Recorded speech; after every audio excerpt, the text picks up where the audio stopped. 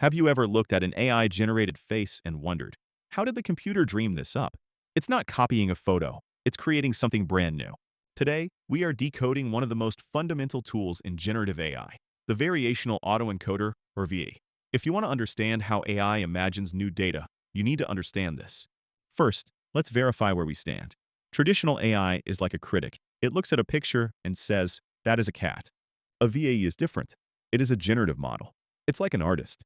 It learns the rules of what a cat looks like so it can draw a completely new one. VAE stands for Variational Autoencoder.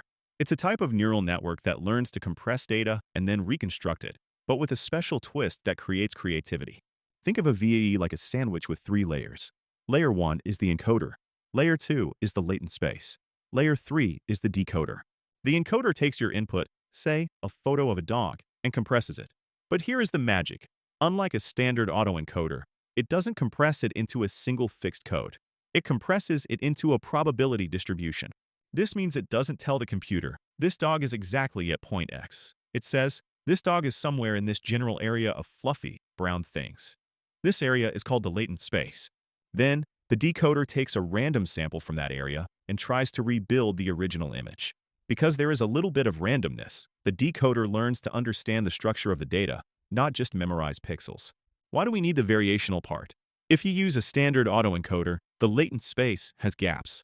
If you ask the AI to generate something halfway between a 1 and a 2, it creates garbage. But a VAE creates a continuous, smooth map. If you slide between a 1 and a 2, the VAE will actually generate a new number that looks like a mix of both. This smoothness allows us to edit features, like making a generated person smile or adding glasses, just by doing math in the latent space. So, what is this used for in the real world? Anomaly detection. Factories use VAEs to spot defects. The VAE learns what a perfect product looks like.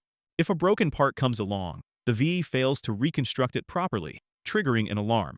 Drug discovery. Scientists use VAEs to generate new molecular structures that could become future medicines. To summarize, a variational autoencoder compresses data into a probability cloud, allowing it to learn the essence of the data and generate new, similar variations. It is the bridge between simply storing data and understanding it. If you found this helpful, hit that like button and subscribe. Let me know in the comments. Do you want me to explain GNs next? See you in the next video.